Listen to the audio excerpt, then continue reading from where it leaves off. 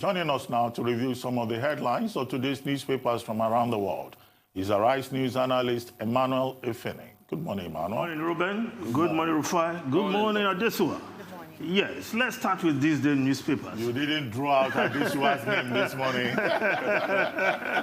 Straight to business. Yes. I got you there. Yes, straight to business. It was deliberate.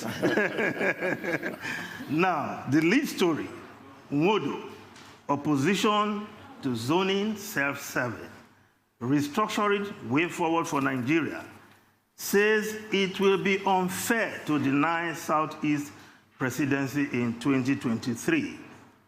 Of course, this story emanated from this program yesterday when we had Chief John Nwodo, the President General of Ohaneze Ndigbo, the apex socio-cultural organization of the Igbo people. Now, of course, that argument is well put. In fact, a friend called me yesterday to say, I hope, Efene, you'll be consistent in supporting Igbo presidency, that you seem to be wavering. I said, no, I'm all for Igbo presidency come 2023.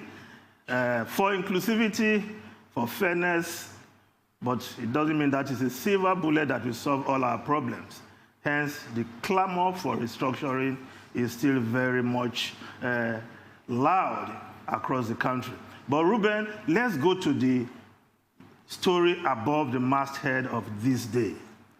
Akpabio mounts pressure for release of 20 billion naira for East-West Road. Project gobs 433 billion naira from inception.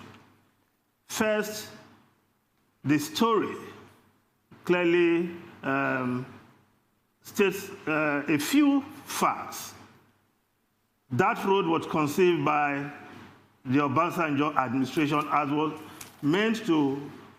was valued then at 726 billion naira. 433 billion naira so far spent. Now the Sovereign Wealth Investment Authority, aka the Sovereign Wealth Fund, wants to restructure and mobilize 100 billion to complete this project. So clearly there's some financial ingenuity there.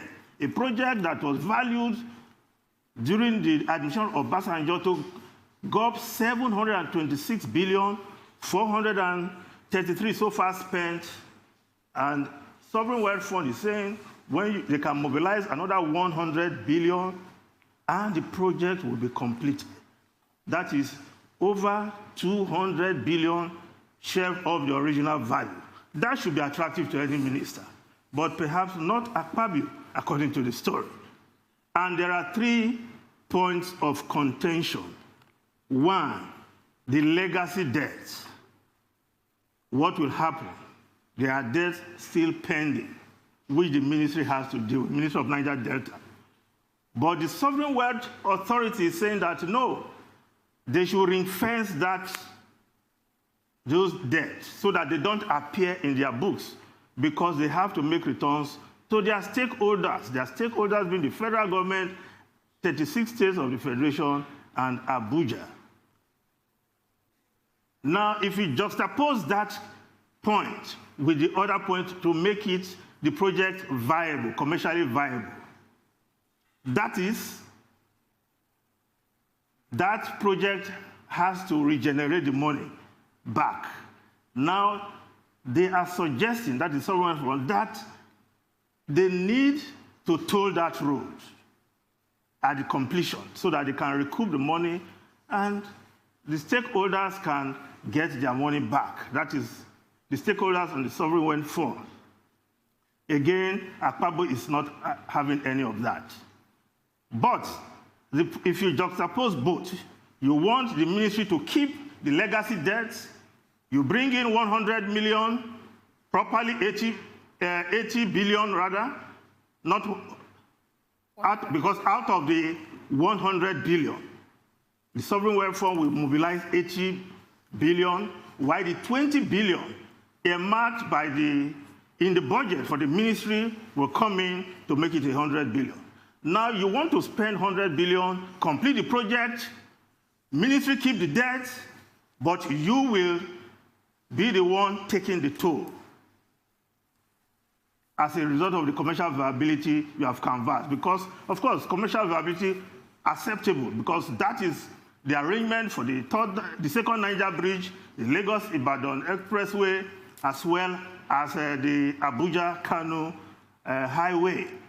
But if the ministry is keeping the debt and you want to take the toll, remove Akpabio from the scene.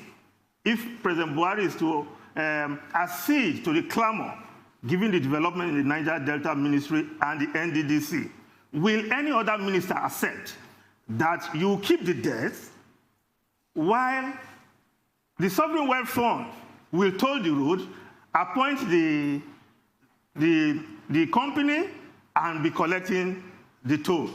So Akpabio is not having any of that. But the story now is that the 20 million earmarked, Akpabio is putting pressure. And if he were to describe the pressure, he would call it an uncommon pressure, because that's everything about him.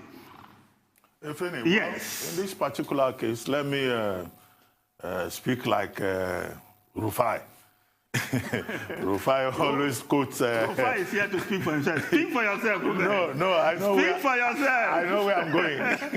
He likes to quote Arias Truman, former American president, who says the buck stops at his desk. Correct. And I think that in this particular matter, the buck stops at the desk of President Muhammadu Buhari. Now, what has brought all of this up is that this project, 657 kilometers of road, running from Warri all the way to Rivers State, has been there since 2006. And beyond, up to Akwa Ibom. Yes. And Cross River. If that dual carriageway is completed, the implications for economic activity, for ease of movement within that part of the country is unimaginable. I mean, within that stretch alone, even look at the number of bridges that are supposed to be completed. But one administration after the other, since the Obasanjo administration, has not been able to complete it. And now President Buhari says it is a priority for his government. And if it is indeed a priority, it should not allow this situation whereby we are having, if I may use that phrase, interagency conflict over it, which is something that has been very common under this administration. Now you are talking of Ministry of Niger Delta and the Sovereign Investment Authority engaging in more or less a shouting match over 20 billion naira. Now, it's for the president to put his feet down in all of these cases and say, look, this is a legacy project for him as president of Nigeria, and he will provide the necessary direction and clarity. So I don't want to hear what Akpabio wants or what NSIA wants. Akpabio is not the president of Nigeria, no matter what he wants. What are the three issues at stake as you have identified them? They need to ring-fence the debts, so that this does not show on the balance sheet of the Nigerian Sovereign Investment Authority. They need to toll, the highway, as is the case with some other routes in Nigeria. And then, of course, the establishment of a monitoring and evaluation team to oversee the process. And I don't think many Nigerians will argue over that, considering the public record of the NDDC and the controversies surrounding NDDC projects at this time. So if there are disagreements between the NSIA and the Ministry of the Niger Delta, they should take their matter to the presidency, and the president will weigh all the options and say, this is what I want, this is the target, this is delivery date, and I want this done. So all this interagency rivalry begs the question, and it's an unnecessary distraction.